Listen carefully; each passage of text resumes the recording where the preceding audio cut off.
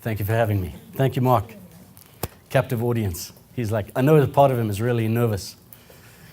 So I looked at this title this morning and I thought, oh my God, this is going to be the most boring topic of all time. So I at least sloughed off the word business, hoping that that might increase the probability of you staying awake.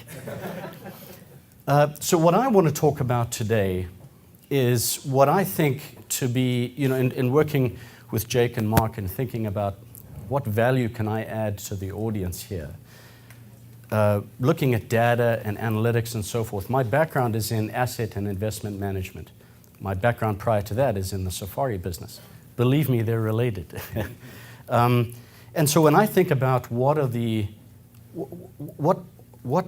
important things can be transferred across industries, it's always the same thing, which is opportunity capitalizing and risk management. If you are in business, you are in the forecasting business. If you own a business, you are in the forecasting business. You probably don't realize that. But every time you load up on inventory, every time you hire an employee, every time you move to a new space or expand your offices or expand your services, you are making a forecast about the future. How much time do you spend getting good at forecasting? Probably very little. It's not something that's in our consciousness. It's extremely important. Because as humans, our default operating system is terrible at forecasting. If you don't believe me, just look at how many people were expecting the financial crisis or the housing bust. Even the highest paid people on Wall Street are terrible at it. Why is that? Because as humans, we're hardwired to simply extrapolate what has already occurred into the future. Spill coffee on yourself, I knew it was going to be a crap day. Have an argument with a spouse, that's it, there goes the week. We always extrapolate out into the future. Business is going really well, we think it'll continue to go well forever. Things are going really poorly, they're going to go even worse. What this does is it disallows us from anticipating change. We're terrible at anticipating a turn in trend. So what I want to talk about today is, in light of possible trend changes at some point in your career path, brackets, which are inevitable, what can you do to manage your risks and capitalize on your opportunities? First of all, I'm going to tell you a story, if that's okay. And yes, it involves a lion. So this may have nothing to do with it, but believe me, I'm going to connect it. So when I was just a young buck in the safari business in Zimbabwe, I'm a fourth generation African. My family's been there not quite as long as Ellen Gatoro's, but about 120 years. And when I left school, I started a safari business. And at the time, the safari industry was just booming. So it made me look incredibly good at what I was doing. It's just good fortune. But what I did do, and I've always believed in, is having great mentors. And I went to work with and for a man named Martinus Nordi, who was considered the granddaddy of the safari business. Incredible, just an incredible man. I just love this guy. Smart, sophisticated, and was able to read signs in animal tracks and the blow of the wind and the wisp of the grasp in ways that you just can't imagine. And one day, we had this group of clients from Germany, and they were in the vehicle, and we were heading back to our tented camp. And as we were driving along, the tracker sitting in the back of the truck, Martin was driving in the truck, taps on the side of the truck. But we were hurling back for lunch, and he says, "Nasiluwan in a corner. There's lion tracks back there." Now, we've been moving pretty quickly. We had these 3 or 4 clients, very high-end, very expensive safari, sitting in the vehicle.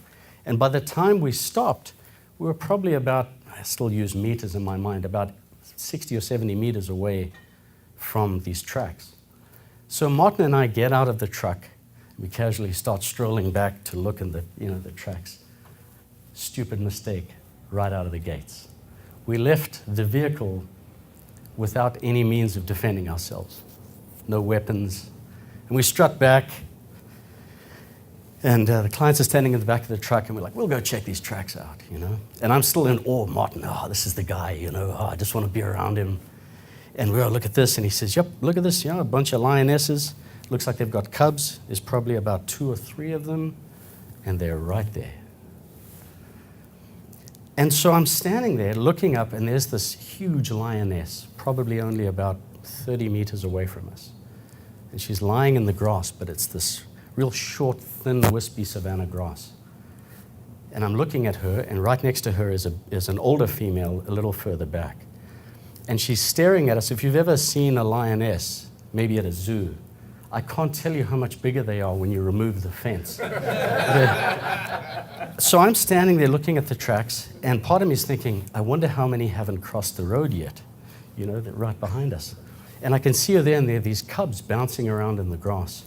And I look at the tracks, and I look at Martin, and I look at the truck 60 or 70 meters away, and the clients look like their ears are up, and they're watching because they can see this triangulation, and they think, this is going to end badly, And so they're watching, they're like, our guides are about to be consumed, turned into lion feces.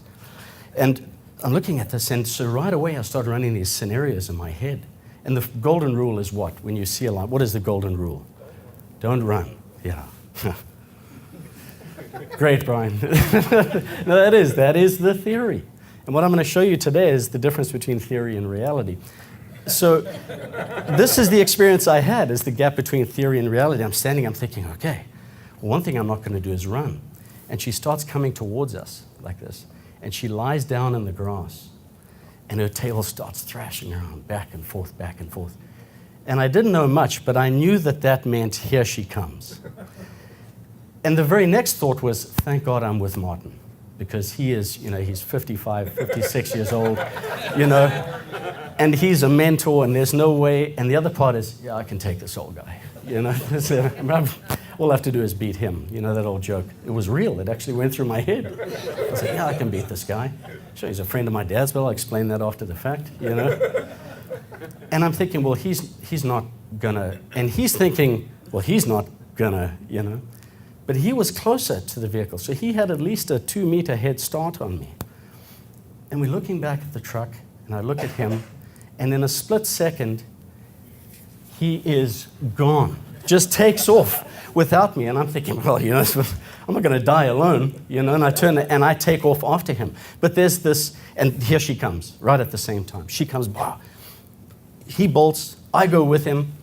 We get about 10 meters, and the male ego kicks in. And immediately we're like, I wasn't going to really run. Just like the last thing we wanted to do, because we could see the terror in our clients' eyes. We're like, these guys are going to save us? Look at them running like tiny little kids when you bring out a garden hose. So he, slows down. I slow down, like, we weren't really going to run. And then she comes at us again. And there is fast and there is sudden. And she was sudden. She covered those 30 meters before I could even think. And she slammed on brakes, probably right around where this table is. And she was coming fast enough that the dust that she brought up blew onto us. And we're just standing there, and she turns to walk away. This is now the second charge that she's done to us. And I'm thinking, well, we can't run again, because now we know how fast she is.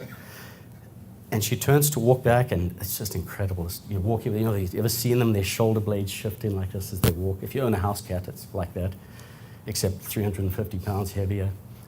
And she's walking in her shoulder blades, and she's turning, looking over her shoulder, and then she turns and comes again. And this time, we decided this was fun, but we're getting the hell out of here. So we sprint off all the way back to the vehicle. And the clients are in shock, And the trackers think this is the funniest thing they've ever seen in their life. They're just cracking up. So I lost all of any sense of dignity that I started that day with, ended immediately. Because there was a number of mistakes that I made. One is thinking that what is in theory a good idea is, when time and duress arises, easy to apply. It's one thing to think that, Mike Tyson said everyone's got a plan until they get punched in the face. This is what happens in our business too, particularly in our investments and our portfolios. So, don't think that your mentors are necessarily going to save you, or that they always reflect what it is that they're trying to teach. We're going to talk a little about investments. But first I want to get a definition of investment. This is a snapshot investment, action or process of investing money for profit or material result. But I've highlighted the most useful pieces, which is because it may be profitable or useful in the future. And perhaps most importantly, the second definition, an act of devoting time, effort, or energy to a particular undertaking with the expectation of a worthwhile result. I have a problem with standard asset management and investment advice, and especially with risk management. How many people here are familiar with diversification as a means of risk management? Raise your hands, please, if you are. Okay. The basic tenet of diversification to manage risk looks something like this. You're not really sure how things are going to go, so just buy 20% of this, 10% of that, 5% of this, and call it good. This is the standard narrative for risk management. And it's largely this man's fault. No, he is not an NFL player. Harry Markowitz, a professor of economics, won a Nobel Prize in 1990 for his work on asset allocation and what is now called modern portfolio theory. The basis of modern portfolio theory being that, and his work reflected, the return that you get will be commensurate with the risk that you take. So essentially, the more risk you take, the greater the reward, and so on and so forth. And what it did, the basic idea is, of course, no need to argue about it. There's very little for us to learn. Shows how easy it is to win a Nobel Prize. But he's not the first to prove that.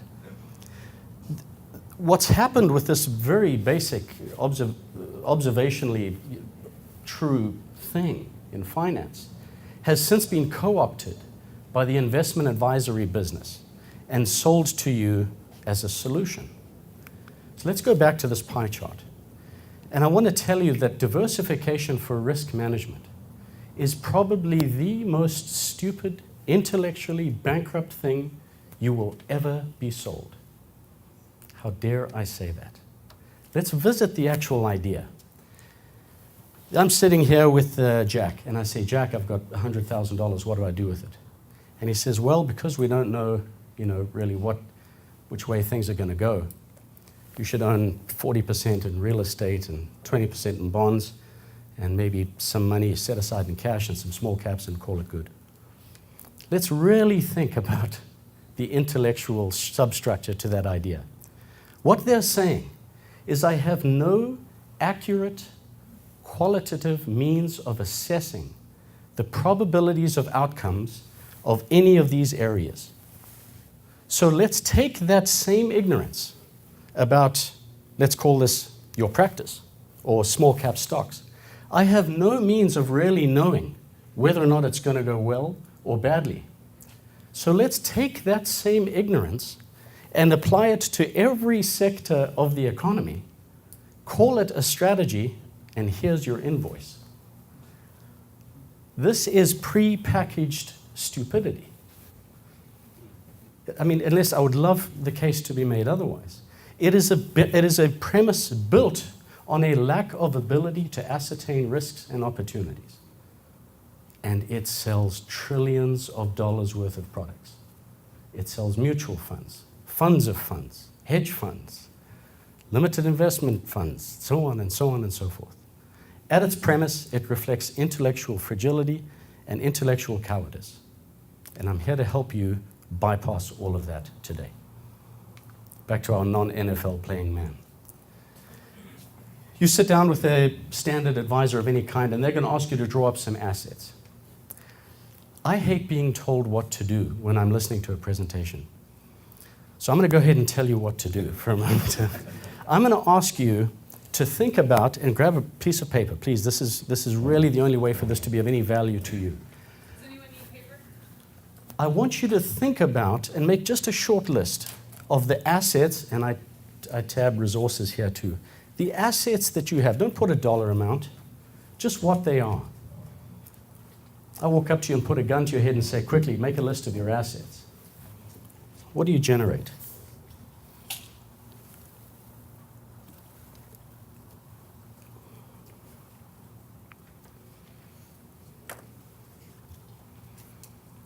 Some prompted thoughts on the screen there if it helps shake some ideas loose.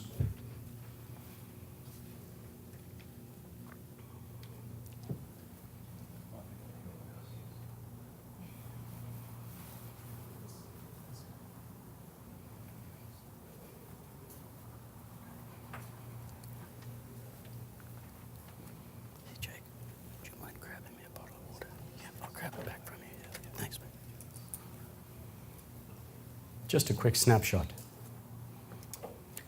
Next thing, the most obvious, liabilities. I've also lumped risks in there. Why are there risks? Well, because if you default on your mortgage, that's a risk. Default on your practice loan, that's a risk. Thanks, mate. Cheers.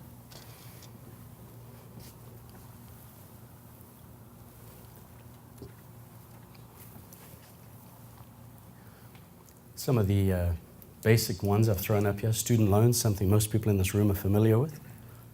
Practice loans, likewise, credit cards, mortgages. Margin account, perhaps on an investment portfolio. Portfolio risk, fluctuating markets at the hands of people that can't assess risk. Liability, physical space, someone falls and cracks their head. It's going to cost you $1 million. Malpractice, that one's obvious. Employee misbehavior, someone stealing someone. An employee gets addicted to a drug that you carry in the clinic. And interest rate risk. This is one that you can expect to hear a lot more about over the next 3 years. Does anyone here know what the LIBOR rate is? LIBOR, it's the London Interbank Overnight Lending Rate. It's the rate from which all adjustable rates, mortgages, bank financing, practice loans, and so forth are calculated. It has increased 10x in the last 16 months. Something to pay attention to. So, what are your liabilities? What risks do you see? 10,000-foot view. It's important for you to see them in front of you.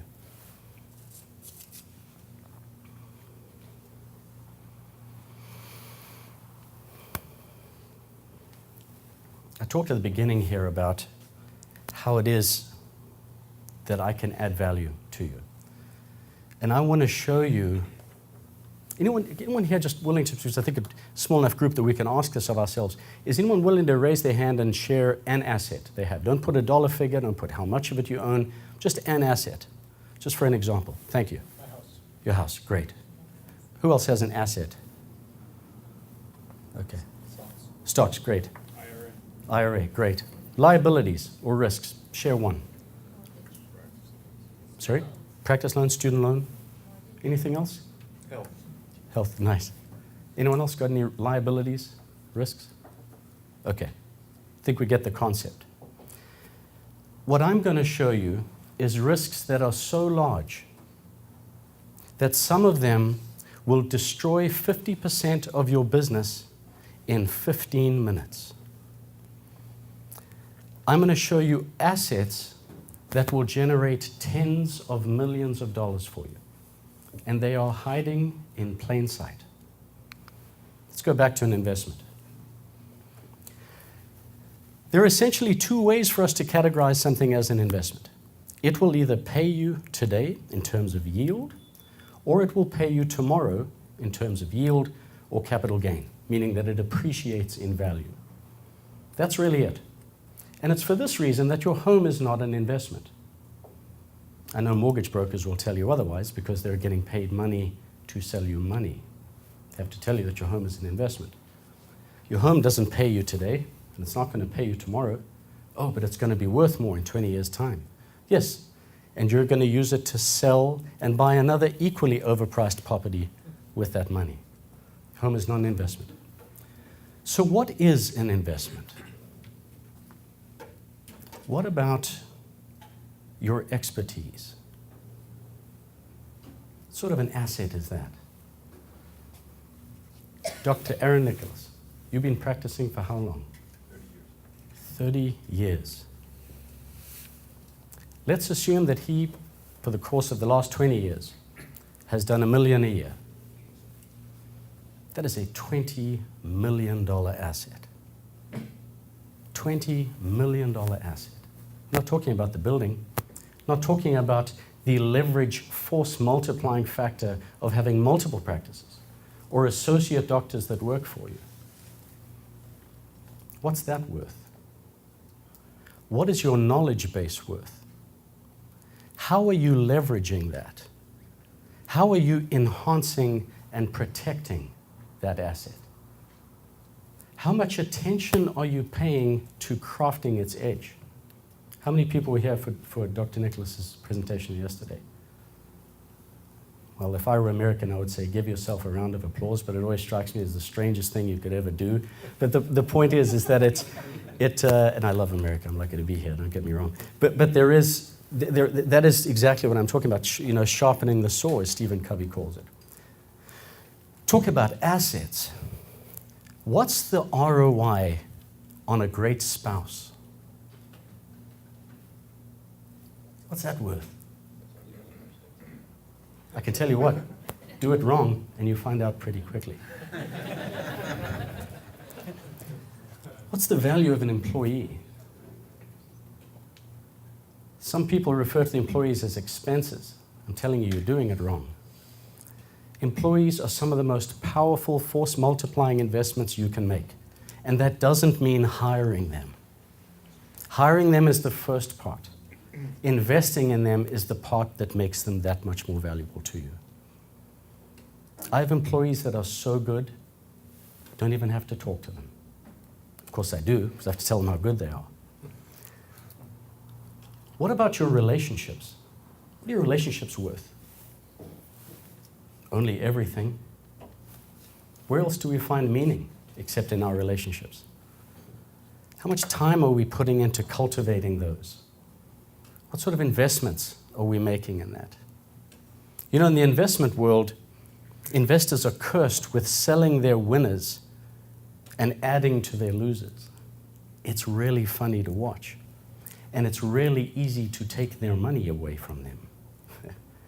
Why would you double down on something that's losing and sell something that's winning? But we do this all the time. It's probably the biggest drag on investors' individual performance. I want to talk about real assets and real resources. These are the things that change your life. What is it worth to you over the long term to have good physical and mental health? Well, again, you can measure it by its absence. Remove it and see how effective you are. What about your credibility? How quickly can that be destroyed? For better or for worse. Winston Churchill said, "A lie can circle the globe before the truth has even had a chance to tie its bootlaces." It's your reputation. It's worth policing. What is your confidence worth? Your confidence is one of the most important and powerful but renewable resources that you have. Same is true for your children. I'm raising kids in a generation where it's the good job generation. Doesn't matter what kids do, good job. Go to the party, good job. Everything's a good job. Rubberized playgrounds, trophy medals for everybody. You really want happy, confident kids? Give them the same things that make you happy and confident. Capabilities. You have incredible capabilities, and your confidence and your behavior is seated inside of those things. How much time are you spending protecting your confidence? How many people have had a bad employee ruin their day? Be honest. That can only happen if you have not protected your confidence. What are your good habits worth? What's your community? And what, of course, is time worth? Only everything. Real risks. Here's how to lose 50% of your assets in 15 minutes. Have an argument with your spouse that deletes their dignity. You have an argument with your spouse and you take away their dignity and you're on the road to divorce.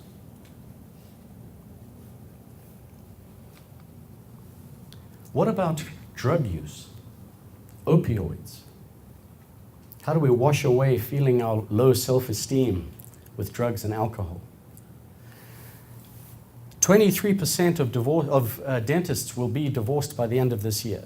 That's almost 1 in 4 people in this room. That's something worth paying attention to. Speaking for myself, my relationship with my spouse is by far the most powerful asset I have. Everything that I can and will do is because of the support and leverage that she affords me. Could I do it without her? Yes. Would I enjoy it? No. Could I blow it up tomorrow? Absolutely. But it's not because I'm not paying attention. 23% of dentists will be divorced by the end of 2018. Could be you. Maybe for some people it's a good idea.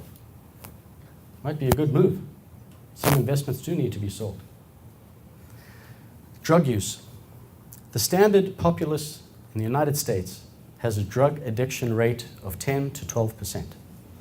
In dentistry, it's 17 to 19%. 1 in 5 people in this room will battle with addiction of some kind. Proximity is an issue. What else is dangerous? Ignorance. Ignorance is what separates the first world from the third. I can tell you, I grew up in the third world. Not work ethic, not intellect, not aspiration, not effort. It is ignorance. Ignorance of what is possible in some cases. Tools and resources. Emotional instability. That's how to have an employee ruin your day. Bad relationships. What are they worth? Edie and Jim and I were just talking. What is the cost of a toxic employee? What is the cost of it? It is incalculably dangerous. It spreads like a cancer throughout your organization and throughout your home life. Because if you are honest, you go home and you bleat about that person to your spouse. You take that toxicity home because they're angry or they've got some personal problems going on in their life, and you invite it into your family? How much sense does that make? Does your spouse deserve that? No, but we're not protecting our confidence. Stress-induced health problems. Fear. Why fear? Fear is absolutely a liability. Fear is a great risk. Why? Because left unchecked, fear becomes anger. Anger left unchecked blows up all of the relationships you care about. What else? Non-self-liquidating debt. What do I mean by non-self-liquidating? Self-liquidating means, of course, that it pays for itself. Student loan pays for itself, assuming that you are, in fact, using that fine arts women's study degree from Williams College for $75 million a year. Bad habits, super expensive. Intellectual fragility. Have you ever found yourself talking to somebody where you just wanted them to shut up so you could tell them what you think? It's probably seated in intellectual fragility. Low confidence, we talked about that. What about guilt? Oh, that's a toxic thing. How many people in this room use guilt as a motivator for their loved ones or employees? All right, how many people are capable of telling the truth in this room? Come on. Guilt is the primary tool that the most primitive aspects of ourselves call up to manage those around us. Oh, I thought you were going to do it, but no, it's okay. I suppose we'll just, no problem, I'll do it. Oh, I noticed that you didn't put your paper in the printer thing. Oh, it's all right. I'm sorry, I should have done it. Guilt is a demotivator. You want to break relationships really quickly? Be somebody that those around you feel bad all the time. You will create the environment you are afraid of in the first place. Resentment, same thing. How many people in this room, myself included, have had a toxic employee that they resented and didn't do anything about? Okay, this is progress. How many people felt better when they did? Okay. Everyone in this room has things that are really bothering them. There are things they're troubled by. These things are getting in your way. The difference between the high-level data that you're getting from Jake and Dr. Mark Costas, this is super valuable stuff.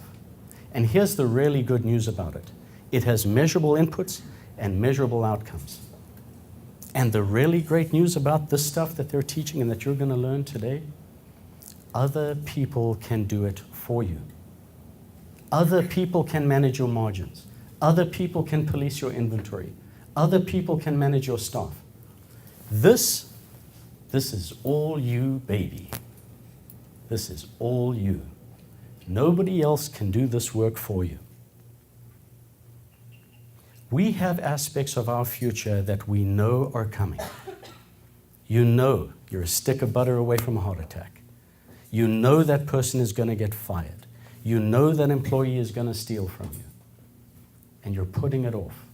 And it is waking you up at 4 a.m. And you're taking it out on your spouse and your kids. And you are losing self-respect in the process. I am here today to encourage you to reach out into those futures and pull those things into the present and take care of them immediately. I fired somebody yesterday because of this exact thing. He's been with us for 2 weeks. One of my managers says, it's not long enough to get a sense of him. Wrong. Do you know how hard it was for me to not believe that? I was like, oh, maybe she's right. He's a good guy. No. He's got problems, not me. It's not my responsibility to police his personal life. Here's what I'm going to ask you to do. Everybody in this room has something that is sticking on them, a mess they have not tidied. This is a very real risk and liability because it is infiltrating your well-being. It is infiltrating your well-being. And if you don't take care of it, you will continue to show up 90, 80% just like you are. I want you to take a moment and write down what that one risk is. What is the one thing you could choose? What one mess are you not tidying? What one hard conversation are you avoiding?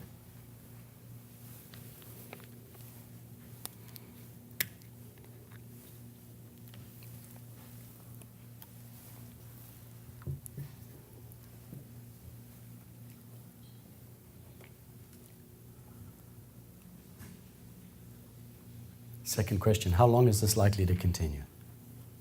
How long am I going to continue to allow this to be true?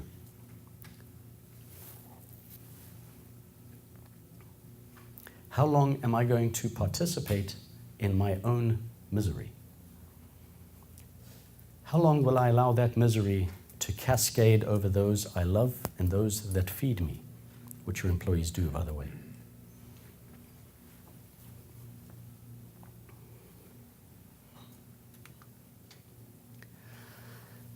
Here's a second exercise, if you will bear with me. Take that same risk and ask yourself, what's the long-term scale of your biggest risk? The thing that you're hoping will just go away. Not the easy employee that you can fire. I'm talking about the clinic that is upside down right now, and you keep thinking you're going to take care of it. The non-producing associate. The conversation with that spouse or partner. Who in your life is at risk of this continuing on? Who else is this going to affect? Kids? Employees? Your cat? Who gets kicked across the room every night when you get home? Number 3 is the question most people will avoid. How did I allow this to arise in my life? You probably broke a rule of your own. This guy that I fired yesterday, I broke a rule. I hired the first person I interviewed. And I said to him, I am breaking a rule. I am hiring the first person that I interviewed. But I'm willing to take a flyer on you, and I'm going to feel like a fool 2 weeks from now when I'm standing up in Scottsdale and talking about something that I myself screwed up. This is an important question because what you're going to see is that in every major decision you make, there are a certain confluence of factors. When you allowed it to arise, were you tired? Were you on the back foot? Were you needy? Did you need someone at the front desk right away and you're willing to accept crappy service? Did you just give the client a free workup because you thought it was easier, because you avoided the conflict, avoided the difficulty? So where else in my life do these other risks and liabilities exist, and where are they likely to emerge as a result of my poor risk management? What resources, what skills, actions can I do to bring to bear on this? And most importantly, what is one thing that I can do? What is one thing you can do to get on top of this when you get back?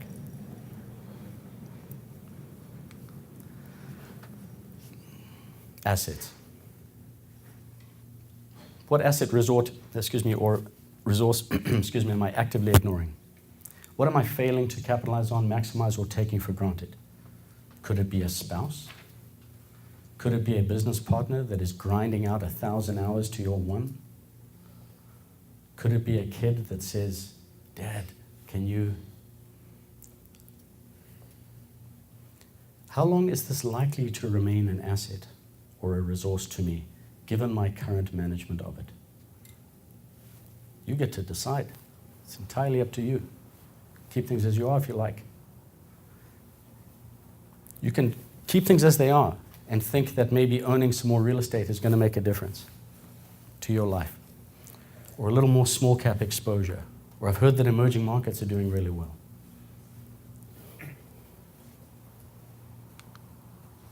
Same thing. What contributions am I making? How frequently? I'll use a personal example. My wife was a stay-at-home mom, and we had 2 little kids, and as they kind of got to kindergarten, school-going age, I came home one day from the office, and she was sitting in the kitchen reading a letter from the University of New England. And she was sitting, I'll never forget, I walked in, and she was sitting on the little kids, you know those little kids' mini kitchen tables? You know, she's crouched there with her knees up like this, reading this letter, and she's got tears running down her face. And I said, what are you doing? And she slides this letter across the table to me. And I pick it up, and it says, congratulations. You have received a full scholarship to the nurse anesthetist program at the University of New England. I look at this, I'm thinking, this is great. And she's in tears. And I said, what's wrong?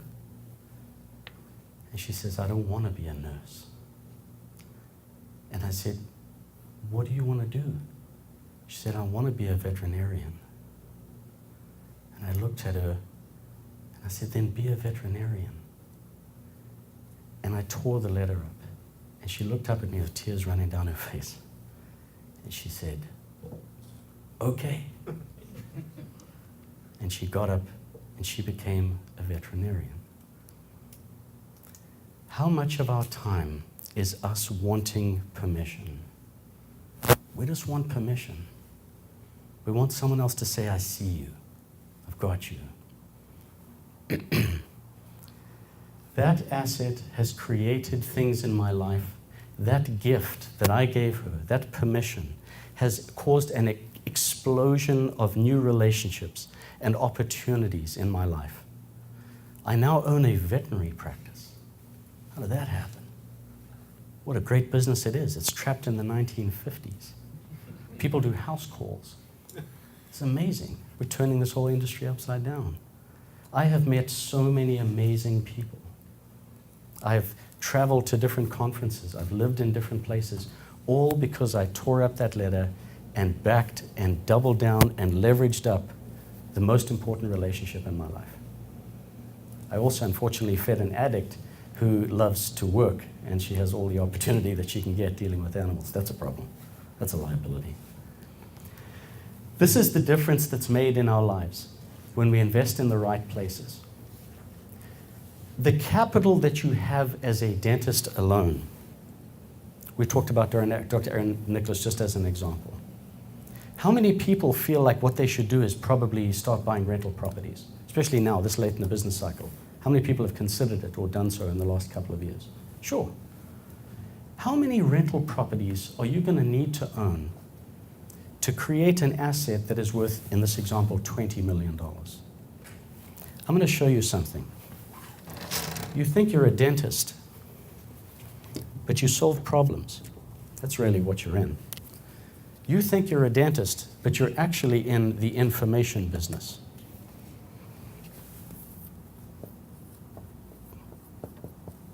Want to know how to leverage what it's like to be a dentist? Your highest value capital? You start out as a student. You achieve mastery. This is where most people are in this room. You're already at the second level. This is how to make tens of millions of dollars. And no, it's not investing in startup companies in Taiwan. And it sure as hell isn't buying a mutual fund.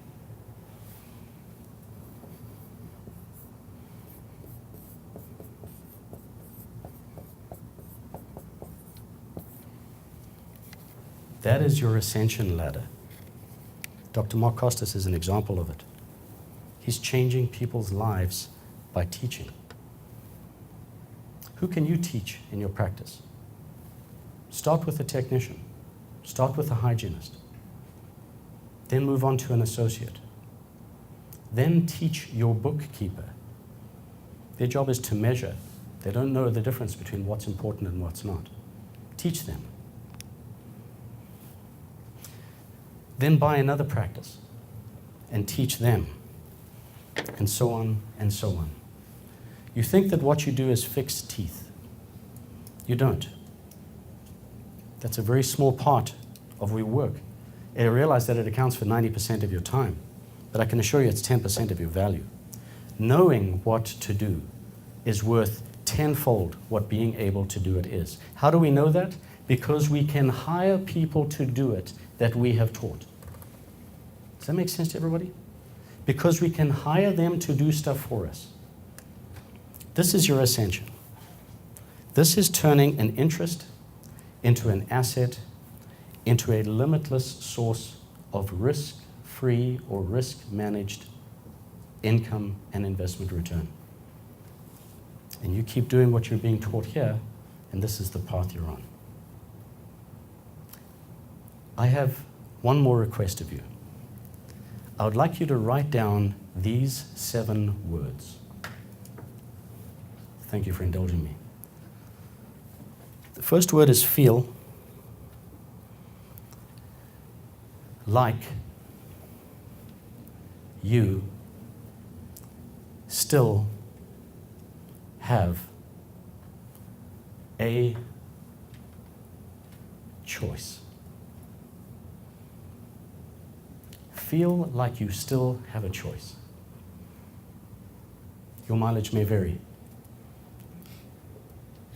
but feel like you still have a choice. Thank you so much for letting me be here today.